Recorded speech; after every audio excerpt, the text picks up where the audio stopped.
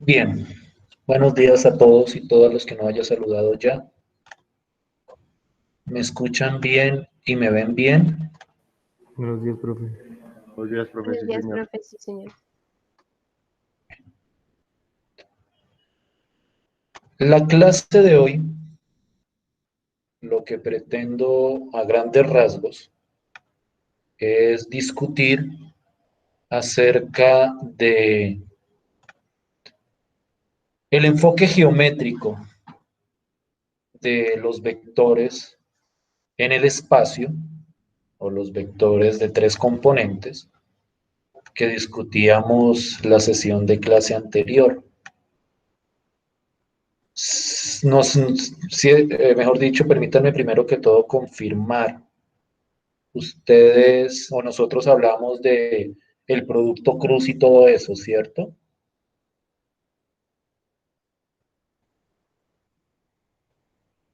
¿O no? Sí, señor. Digamos que la clase pasada, como por tratar de recontextualizar, ya que hace como una semana que no nos vemos, nosotros empezamos a discutir vectores de tres componentes, lo que llamábamos vectores en el espacio, desde un enfoque netamente algebraico, es decir, desde las operaciones que hay entre esos vectores. Y vimos que muchas de esas operaciones provienen de las operaciones que ya conocíamos para los vectores en el suma, producto escalar, producto punto, por escalar, pero que apareció una nueva operación que fue lo que denominamos, y sobre esa operación pues discutimos su definición, discutimos su naturaleza,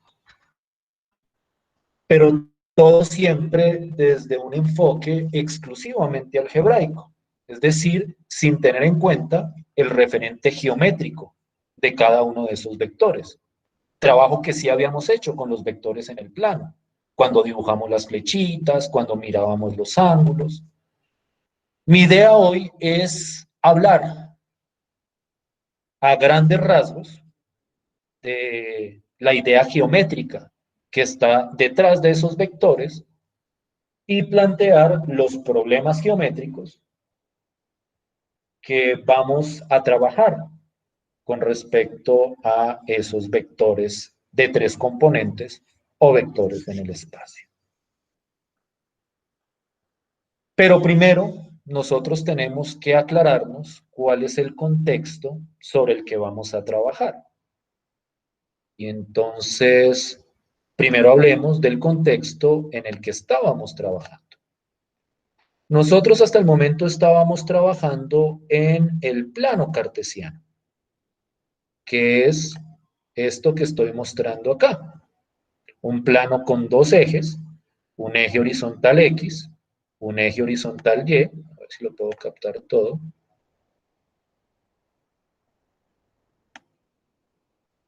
y que servía para representar vectores en el plano cartesiano, o vectores de dos componentes. La diferencia emerge cuando añadimos un tercer eje. No fue tan elegante como esperaba. Dame un segundo. ¿Qué es lo que llamamos? Permítanme. Esto debería quedar así. Positiva, ya. Listo. Úsenme. Y aquí. Listo. ¿Qué es lo que llamamos el eje Z? Que es un eje perpendicular al eje X, que es el que está pintado aquí en rojo, y al eje Y, que es el que está pintado aquí en verde. Entonces, el espacio cartesiano es un sistema de coordenadas que incluye tres ejes perpendiculares entre sí. por decirlo de alguna forma, es añadirle un eje adicional a los dos ejes originales del plano cartesiano. No sé qué tan familiarizados estén ustedes con este espacio cartesiano o con este R3. Entonces voy a mencionar brevemente como las características fundamentales. En este sistema también hay números, por decirlo de alguna forma, que representan puntos de 3 coordenadas, en este caso, donde las coordenadas se obtienen a partir de el número en X o la coordenada en X, la coordenada en Y y la coordenada en Z. Con el propósito, claro está, de establecer un sistema de localización en el espacio tridimensional. Cuando uno tiene este esquema, uno puede dibujar flechas tridimensionales, por decirlo de alguna forma. Por ejemplo, yo puedo coger una flecha que vaya desde este puntico de acá hasta este otro puntico de acá, y en este caso yo estoy hablando de una flecha tridimensional. Y en ese sentido, estas flechas en el espacio cartesiano son la representación geométrica de los vectores en el espacio que discutíamos la clase anterior. Aquí todas las ideas que teníamos para vectores en el plano funcionan bastante bien. Si yo quiero representar algebraicamente este vector, pues simplemente cojo el punto final menos el punto inicial, solo que ahora son puntos de 3 coordenadas. Y de la misma forma, si yo quiero representar geométricamente un vector de 3 componentes, pues simplemente trazo una flecha que vaya desde el origen, que en este caso es este puntico de acá, hacia cualquier punto correspondiente.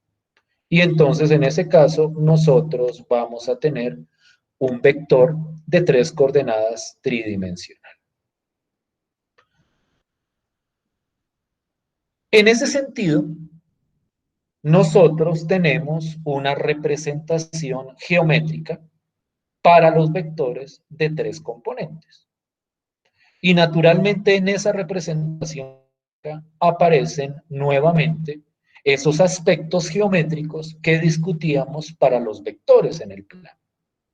Y me refiero fundamentalmente a los dos aspectos básicos que determinan cualquier vector, que es la magnitud del vector, es decir, la longitud de la flecha, y que es la dirección del vector, que representa hacia dónde se va dirigiendo la correspondiente flecha.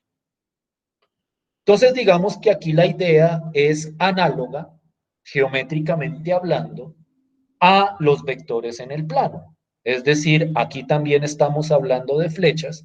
Lo que pasa es que en este caso son flechas tridimensionales. ¿Sí me están siguiendo con la idea hasta el momento? ¿Sí me estoy haciendo entender?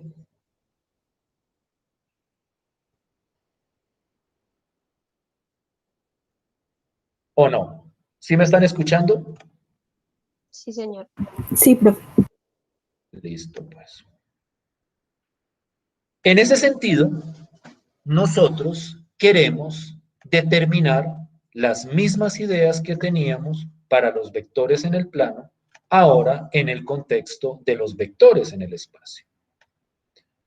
Entonces, vamos a volver, digamos que, al Word para hablar de esas definiciones que teníamos para vectores en el plano, ahora en el contexto de los vectores en el espacio. Y voy a mencionar brevemente, porque muchas de estas cosas son prácticamente las mismas que teníamos para los vectores en el plano, pero me voy a centrar en lo que sea sustancialmente diferente. Entonces empecemos hablando de la noción de magnitud y dirección de un vector. Ahora de un vector en el espacio.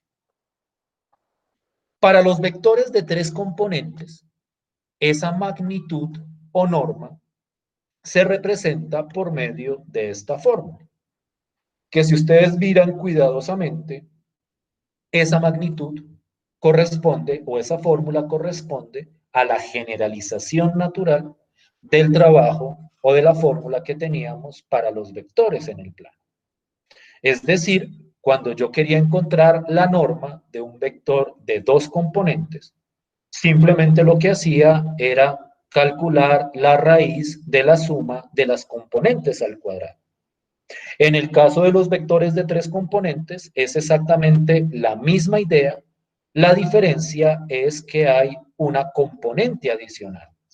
Es decir, es el mismo proceso, pero con 3 componentes. La raíz de la primera componente al cuadrado, más la segunda componente al cuadrado, más la tercera componente al cuadrado. Uno aplica esta fórmula y eso le da la norma del correspondiente vector. Ahora, vectores de 3 componentes. ¿Sí me estoy haciendo entender hasta ahí? ¿Sí es claro hasta ahí el funcionamiento de esta fórmula para calcular la norma de un vector de 3 componentes?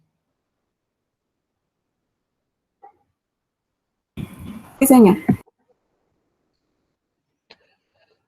Con respecto a la dirección de un vector de 3 componentes, sí hay una diferencia sustancial con respecto a los vectores de 2 componentes. Nosotros, cuando hablábamos de vectores en el plano, la dirección la determinábamos por medio de un ángulo, que ese ángulo correspondía a el ángulo que formaba el vector con el eje positivo X. En el caso de los vectores de 3 componentes o de los vectores en el espacio, la dirección no se puede determinar por medio de un solo ángulo. La literatura lo representa por medio de 3 ángulos diferentes, que es lo que denominan los 3 ángulos directores. Son 3 ángulos correspondientes al ángulo que forma con respecto a cada uno de los 3 ejes positivos del espacio cartesiano. Es decir, estos ángulos los mide con respecto al eje positivo X, al eje positivo Y y al eje positivo Z. Y la manera de obtener cada uno de esos ángulos es simplemente a partir de estas fórmulas que estoy señalando acá. Y estas fórmulas lo que me dicen es, vamos a coger cada componente del vector, lo vamos a dividir por la norma del vector. Entonces aquí es la primera componente dividida por la norma del vector. Aquí es la segunda componente dividida por la norma del vector. Aquí es la tercera componente dividida por la norma de todo el vector. Y a cada una de esas divisiones le vamos a calcular arco coseno o coseno a la menos 1. Entonces, en ese sentido, si yo quiero determinar los 3 ángulos directores que representan la dirección de cualquier vector de 3 componentes, simplemente lo que hago es dividir cada componente por la norma y calcular el coseno a la menos 1 de esa expresión. Por ejemplo, si yo tengo este vector 2, 4, menos 2, y le quiero calcular sus ángulos directores. Esos ángulos directores corresponden simplemente, qué pena acá, voy a bajar un poquitico, a estos 3 ángulos que se obtienen haciendo lo siguiente. Entonces quiero que miren que para obtener el ángulo con respecto al eje X, lo que hago es coger la primera componente, la divido por la norma y le calculo el arco coseno a ese resultado para calcular el ángulo con respecto al eje Y calculo el arco coseno, pero aquí va la segunda componente. Y para calcular el ángulo con respecto al eje Z, le calculo el arco coseno a la tercera componente dividida la norma del vector. A mí me dieron estos tres resultados cuando apliqué ese procedimiento. Naturalmente son ángulos medidos en grados. Quisiera que ustedes, por favor, verificaran estas fórmulas para ver si efectivamente dan los resultados que estoy mostrando acá. Entonces, por favor, hagan la verificación. A ver si efectivamente los ángulos directores me quedaron bien calculados en este caso.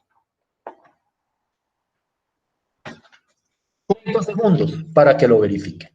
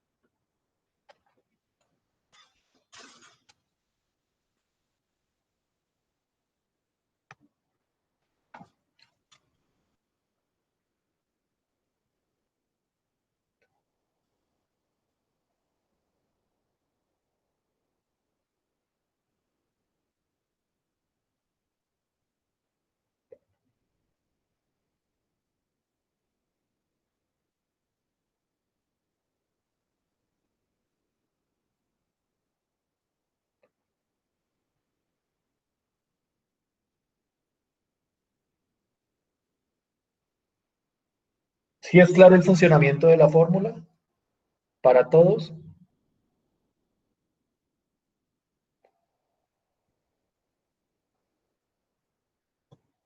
Sí, profe. Profe, a mí el primero me dio 65,90 y los otros dos sí me dan igual. Puede ser cuestión de aproximación. Yo siempre les sugiero lo siguiente.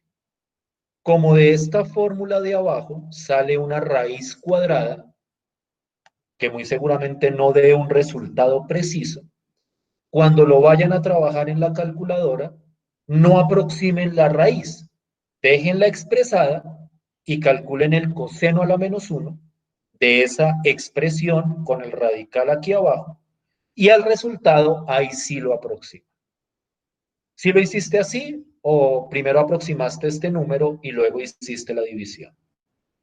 No, profe, yo sí dejé el radical. Perfecto, entonces tu resultado es el más preciso. ¿65 punto qué?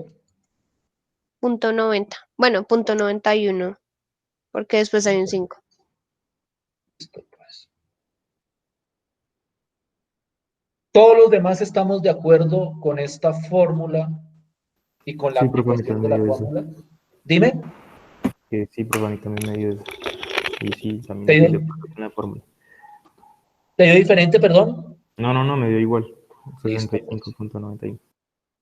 Listo, pues. Si estamos de acuerdo cómo funciona esto, si estamos claros hasta ahí. Sí, profe. Listo. Entonces vuelvo y repito. Cuando yo tengo un ángulo, perdón, un vector en el espacio cartesiano, ese vector forma tres ángulos fundamentales con respecto al eje positivo X, con respecto al eje positivo Y con respecto al eje positivo Z. Esos tres ángulos determinan completamente la dirección del vector. Para ser totalmente franco, solo bastarían con dos de esos ángulos. El tercero se puede obtener a partir de los otros dos. Pero la literatura comúnmente prefiere dar los tres ángulos de manera directa para establecer completamente la dirección del vector. Y entonces, así se representa la dirección de un vector de tres componentes en el espacio, por medio de sus tres ángulos. Una pequeña nota sobre un concepto que es posible que encuentren en la literatura Esto que está aquí adentro, esta expresión que está dentro del coseno a la menos 1, estos tres términos, sin el coseno a la menos 1, por decirlo de alguna forma, es lo que la literatura denomina los cosenos directores del ángulo. Es decir, en muchos contextos no piden el ángulo completo, sino lo que piden son los cosenos de esos ángulos, que a esos los llaman los cosenos directores. Entonces, los cosenos directores, por si acaso se llegan a topar con eso en la literatura, son simplemente estas expresiones sin el coseno a la menos 1 que aparecen dentro de estas fórmulas. Es decir, estas tres expresiones de acá, sin el coseno a la menos 1, es lo que se conocen como los cosenos directores del correspondiente ángulo. ¿Sí me estoy haciendo entender hasta ahí? ¿Sí estoy siendo claro hasta ahí?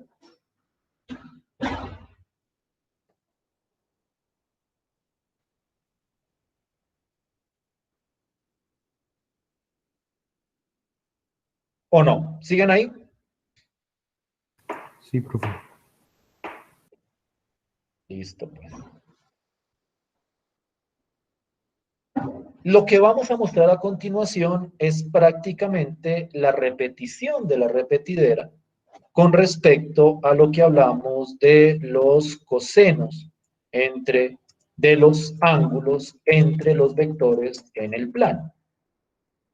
Recuerden que cuando hablábamos de ángulos entre vectores, de lo que hablábamos era del ángulo que se formaba entre las dos flechas. Para ese ángulo en el plano teníamos una fórmula, que si recuerdan bien, era esta fórmula de acá. Bueno, eran estas dos fórmulas, que son fórmulas totalmente equivalentes. Esas fórmulas aplican también para los vectores en el espacio. Si yo quiero determinar el ángulo entre dos vectores de tres componentes, aplico exactamente la misma fórmula, solo que en este caso estamos hablando de vectores con tres componentes. Es decir, aquí hacemos el producto punto entre vectores de tres componentes y aquí le calculamos la norma a cada uno de esos vectores. Por lo demás, la fórmula funciona exactamente igual. Por ejemplo, si yo quiero determinar el ángulo entre estos dos vectores, que ahora son de tres componentes, simplemente aplico la misma fórmula que estaba aplicando para los vectores de dos componentes. El producto punto del vector v por el vector w dividido sobre la norma sobre el producto de la norma de cada uno de esos vectores. A eso de ahí le calculo el coseno a la menos 1 y eso me da el ángulo que se forma entre los dos vectores correspondientes. Como les decía, es la repetición de la repetidera con respecto a lo que hicimos para los vectores en el plano. El resultado para estos dos vectores en particular me dio 109.42. Por favor, verifiquen si eso es cierto, si efectivamente el cálculo de este ángulo entre estos dos vectores me dio exactamente lo mismo.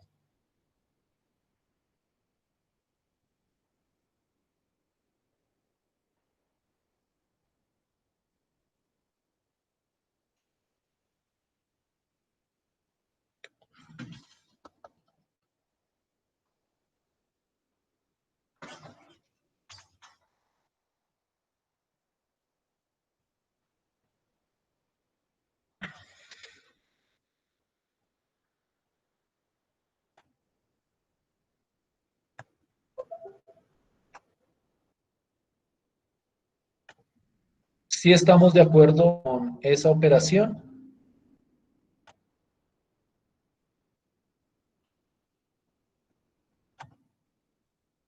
o no?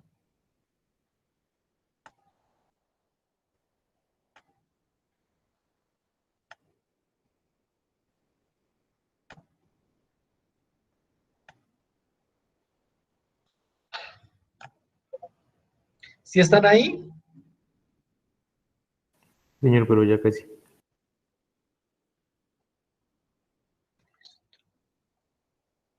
Por favor, confírmenme si efectivamente está bien calculado esa fórmula, si está bien calculado ese ángulo entre vectores.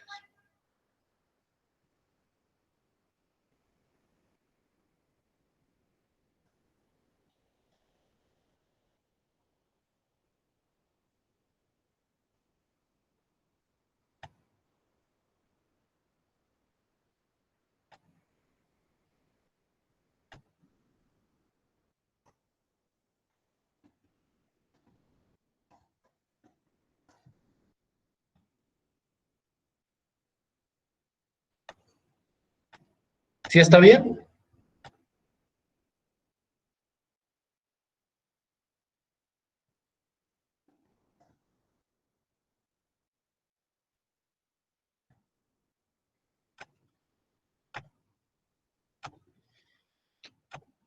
¿O no?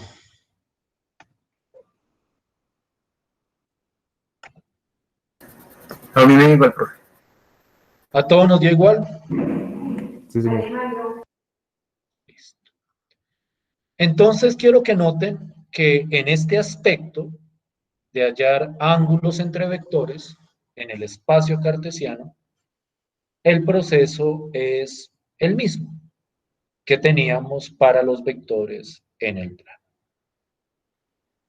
Y a partir de eso, muchas de las definiciones que se discutieron en ese contexto se repiten exactamente igual,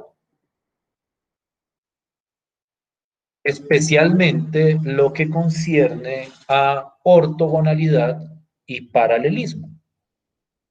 Es decir, aquí también se dice que dos vectores son ortogonales, y esto prácticamente fue copiar y pegar lo que ya habíamos hecho para vectores en el plano. También es cierto para vectores en el espacio.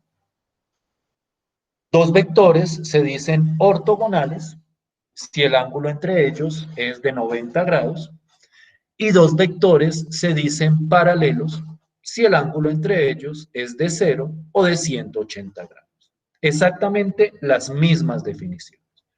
Es lo mismo tanto para vectores de dos componentes como para vectores de tres componentes. Y esos teoremas fuertes que nosotros habíamos resaltado a la hora de hablar de ortogonalidad y paralelismo vuelven a ser ciertos para los vectores en el plano. Yo puedo determinar si dos vectores son ortogonales simplemente a partir de que si su producto punto es igual a 0, y puedo determinar que dos vectores son paralelos si uno de ellos es un múltiplo escalar del otro. Es decir, si al multiplicar uno de los vectores por un número, me produce el otro vector. Entonces, como les decía, esto es la repetición de la repetidera de lo que habíamos discutido la sesión de clase cuando hablamos de ángulos entre vectores. Por ejemplo, consideremos estos dos vectores. Ahora de tres componentes. 2, menos 1, 3, y el vector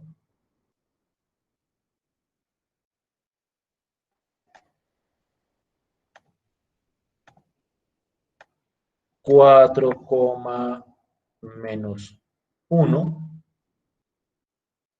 segundo, coma, menos 3.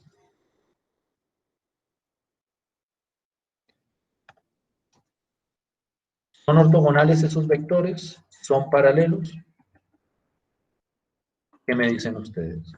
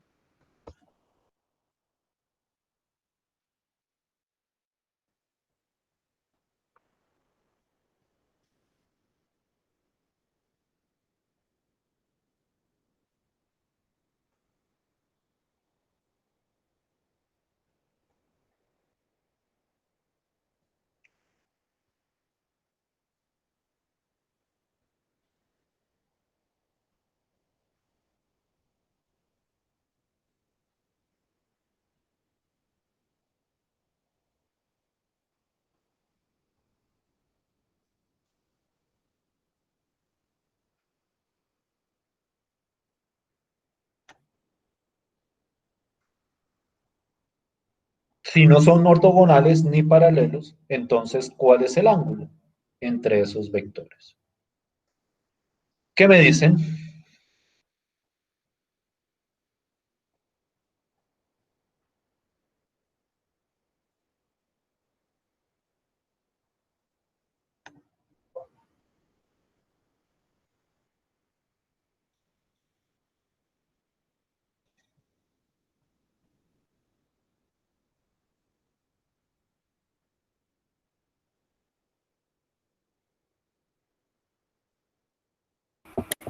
Son ortogonales. ¿Cómo lo determinaste? Con la fórmula anterior me dio 90 grados. Listo. ¿No era más rápido calculando el producto punto?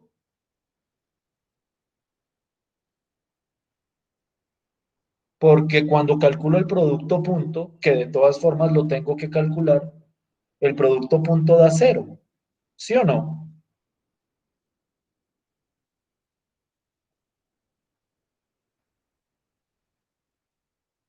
¿O no? Sí, señor. Y entonces rápidamente, y ahí funciona mucho ese teorema que les estoy mostrando anteriormente, o sea, no es que lo hayas hecho mal, pero es un poco más ágil cuando son ortogonales determinarlo a partir del producto punto entre, perdón, sí, del producto punto entre los dos vectores. ¿Sí me siguen hasta ahí? ¿Sí estoy siendo claro hasta ahí?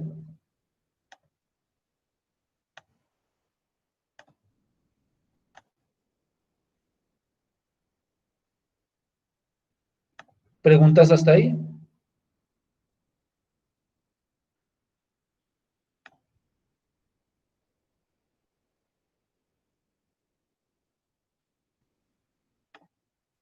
No, señor. Listo, pues. Bien. En este momento emergería una pregunta válida, pensaría uno, a la hora de tratar estos vectores en el espacio. Y es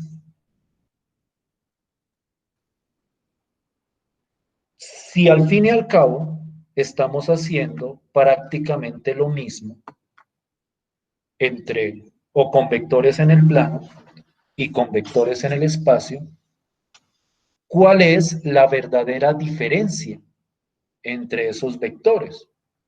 Es decir, dense cuenta que prácticamente yo he estado copiando lo que habíamos hecho para vectores en el plano en este nuevo contexto. Como les digo, esto es la repetición de la repetidera. Yo podría haber hecho todo, digamos que en un solo paquete, pero preferí hacerlo cada uno por separado. Pero pues si uno lo mira, a partir de lo que hemos hecho hasta ahora, prácticamente que uno diría que la única diferencia entre esos vectores en el plano y los vectores en el espacio es la cantidad de componentes que hay en cada uno de ellos. Los vectores en el plano tienen 2 componentes, los vectores en el espacio tienen 3 componentes. Prácticamente parecería que esa es la única diferencia real entre esos dos tipos de vector.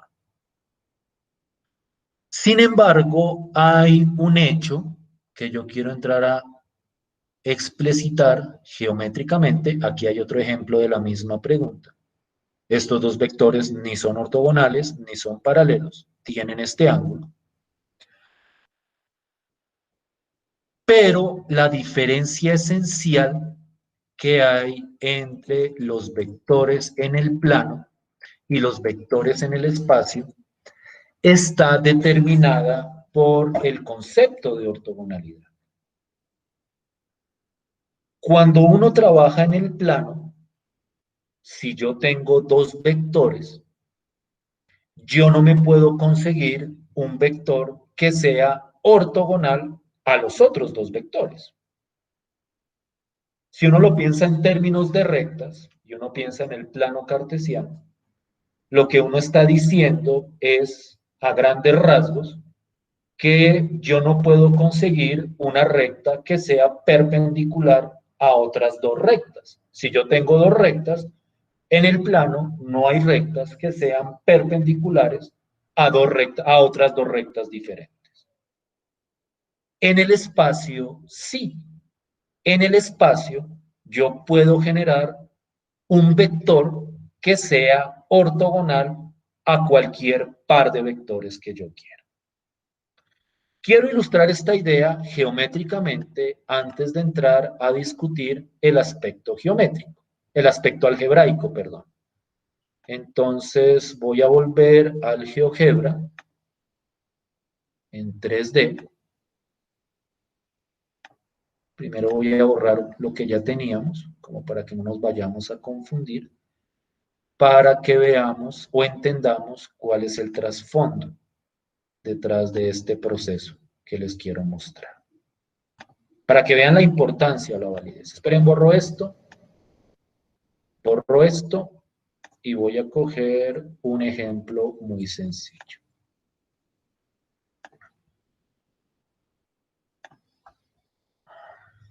Listo. Entonces, quiero que miremos esto en el plano cartesiano, ya que podemos hacerlo desde las dos perspectivas. Supongamos que yo tengo estos dos vectores. Este vector acá, que va hasta aquí, y este vector acá, que va hasta aquí. Estos dos vectores simplecitos, que son fáciles de determinar. Vectores en el plano cartesiano. Vectores de dos componentes, por decirlo de alguna forma.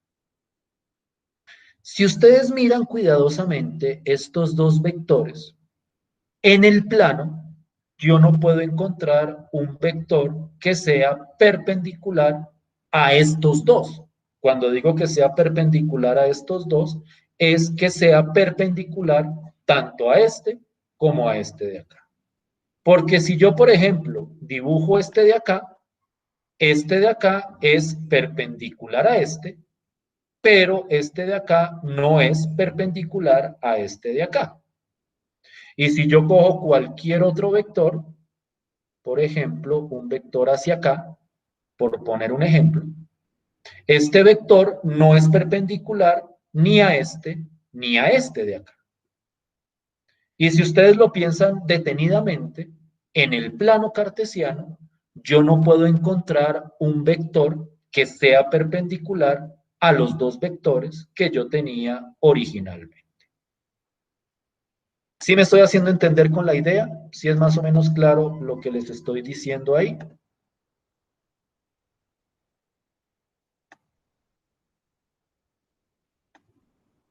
En el plano, yo no puedo coger dos vectores y encontrar otro vector que sea perpendicular a los dos vectores que aparecen acá. ¿Sí estamos de acuerdo con ese detalle?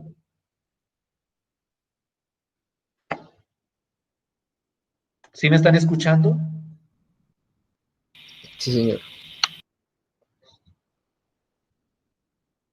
Cuando yo doy el salto al espacio, yo puedo conseguir un vector que es perpendicular a esos dos vectores. ¿Qué sería este vector de acá? Este vector es perpendicular tanto a este vector, y mírenlo cuidadosamente, miren que este vector que acabo de poner forma un ángulo de 90 grados con respecto a este vector, y también es perpendicular al otro vector que había puesto. Miren que el ángulo que forma es de 90 grados. Esa es la diferencia esencial de los vectores en el plano con respecto a los vectores en el espacio. En el plano, yo no puedo conseguirme vectores perpendiculares a dos vectores cualquiera. En el espacio sí puedo conseguirme ese vector. Precisamente eso es lo que abre la motivación para pensar en una tercera dimensión. Si yo pienso en cualquier par de vectores,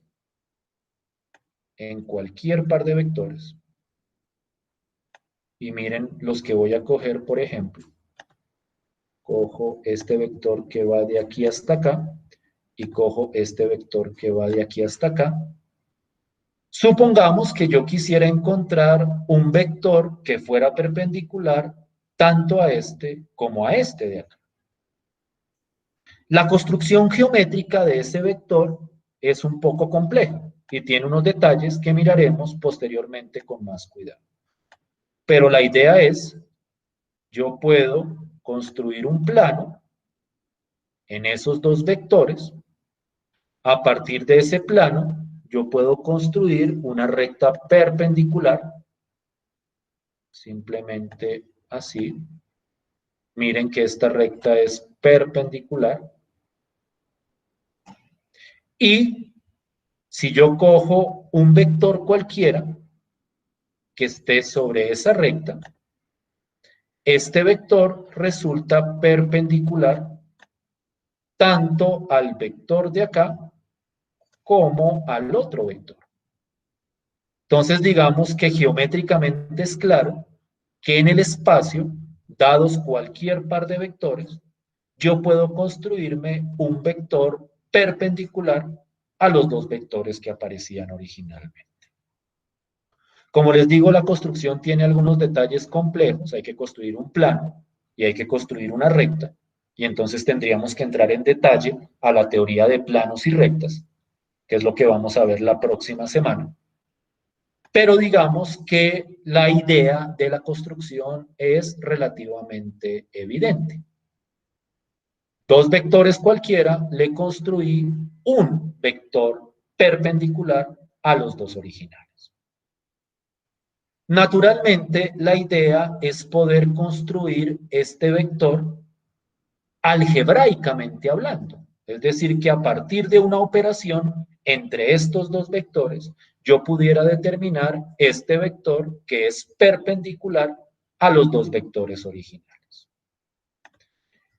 Es ahí donde entra con fuerza la estructura algebraica de los vectores en el espacio. Porque en los vectores en el espacio tenemos una operación que nos permite realizar ese procedimiento. Y esa operación es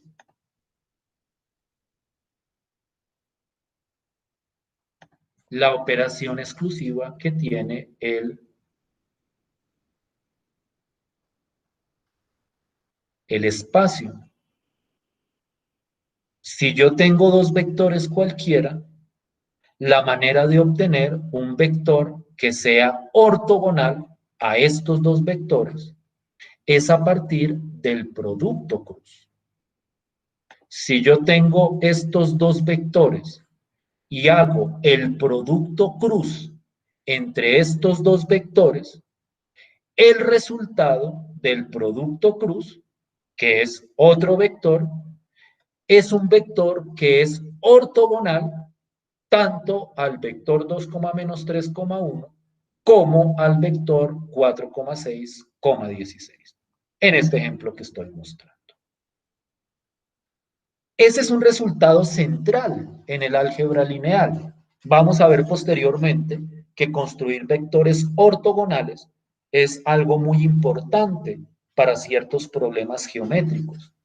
Y entonces el producto cruz me abrevia ese proceso de construir vectores ortogonales a dos vectores específicos. Si yo tengo dos vectores B y W, yo puedo encontrar un vector ortogonal a ellos dos simplemente haciendo el producto cruz entre los dos vectores. ¿Sí es más o menos clara la idea hasta ahí? ¿Sí es claro el trasfondo de lo que estamos tratando de discutir? ¿O no?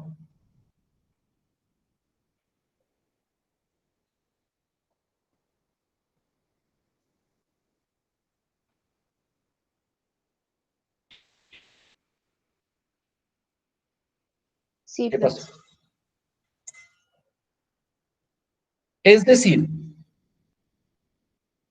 nos vamos a encontrar, y eso lo vamos a ver fundamentalmente la próxima clase o la próxima semana, con el problema de decir, tengo estos dos vectores, quiero otro vector que sea ortogonal a estos dos.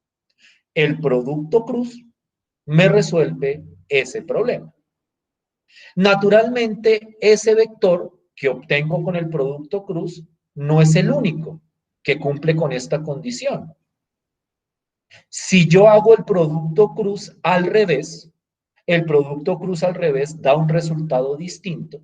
Nosotros decíamos la vez pasada que el orden de los factores sí afecta el resultado en el producto cruz, pero lo interesante es que al hacer el producto cruz al revés, también me produce un vector ortogonal a los dos vectores originales.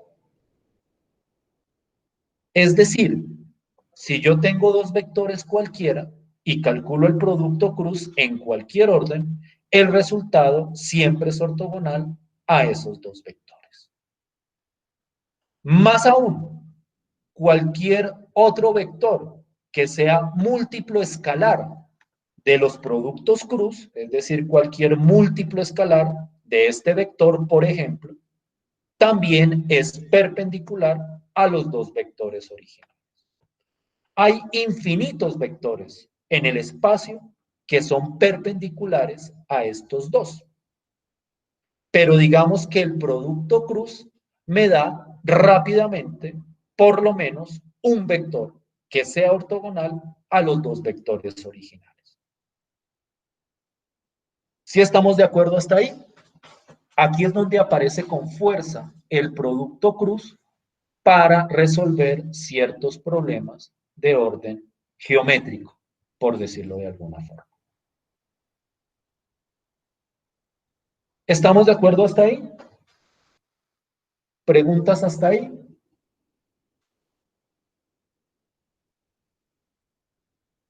Está claro, profe. Listo, pues. Este producto cruz es una operación muy poderosa que se utiliza mucho para resolver muchos problemas de diversa índole, especialmente geométricos. Yo quiero, antes de cerrar la clase de hoy, mencionar brevemente cierto problema geométrico que resuelve el producto cruz. Para eso quiero ilustrar nuevamente en GeoGebra. Ustedes, como siempre, me disculpan los saltos que tengo que hacer, pero como estamos hablando de objetos geométricos, es importante hacer la representación geométrica. Voy a borrar de acá muchas de las cosas que hice.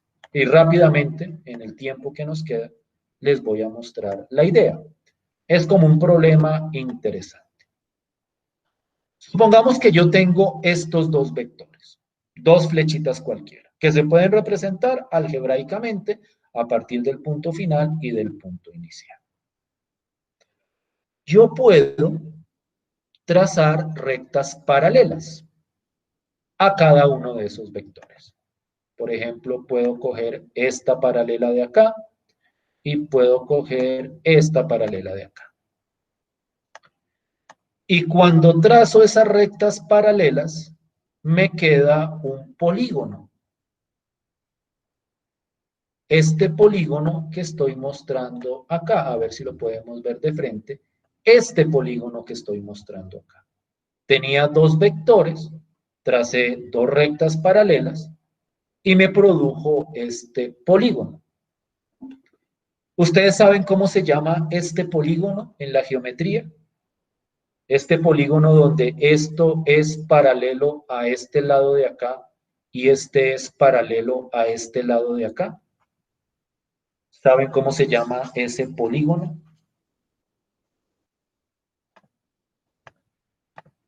¿Alguna vez lo han escuchado nombrar? ¿Rombo? ¿Cómo, perdón? ¿Rombo? No necesariamente es un rombo. Los rombos tienen unas características más particulares. Este tiene un nombre más general. Partamos de la definición. Este es paralelo a este de acá y este es paralelo a este de acá. El nombre paralelo, ¿a qué tipo de polígono hace referencia?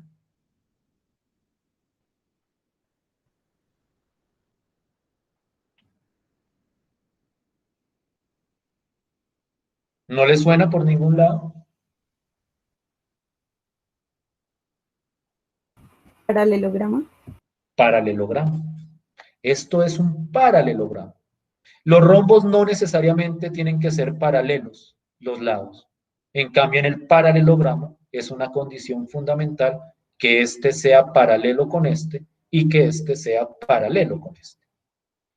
Esto de acá es un paralelogramo y nosotros estaríamos interesados en conocer el área de este paralelogramo. Pero la única información que tenemos sobre el paralelogramo son estos dos vectores. Y entonces la pregunta es, ¿cómo hago para obtener el área del paralelogramo generado por esos dos vectores que estoy presentando acá? Y aquí nuevamente aparece el álgebra lineal. El área del paralelogramo, cuyos lados son dos vectores, B y W, es decir, conociendo quiénes son los vectores, esa área se puede calcular a partir de esta fórmula, que simplemente es coger el vector B, producto cruz el vector W, y calcularle la norma a ese vector. No olvidemos que el producto cruz da como resultado un vector. Al calcularle la norma a ese vector, me da un número positivo. Ese número es el área de ese paralelogramo generado por esos dos vectores. Este es un resultado interesante y con esto ya voy a cerrar un minutico más, 2 minuticos más. Es un resultado interesante porque muestra cómo podemos utilizar el álgebra lineal para resolver problemas geométricos. Yo puedo tomar a partir de dos vectores un paralelogramo y calcularle el área sin necesidad de medir o sin necesidad de medir lados, sino simplemente a partir de fórmulas del álgebra lineal. Producto cruz y la norma de ese producto cruz. ¿Sí me estoy haciendo entender? ¿Sí estoy siendo claro? Sí, señor. Listo, pues. Ya el tiempo hoy concluyó. Nos vemos la clase del lunes. Vamos a seguir discutiendo problemas geométricos que podemos resolver a partir del álgebra lineal, centrados fundamentalmente en dos conceptos claves de la geometría analítica: el concepto de recta y el concepto de plano. Entonces vamos a hablar de rectas y planos la próxima semana y con eso le daríamos cierre a este curso. ¿Estamos bien hasta ahí? ¿Estamos claritos hasta ahí?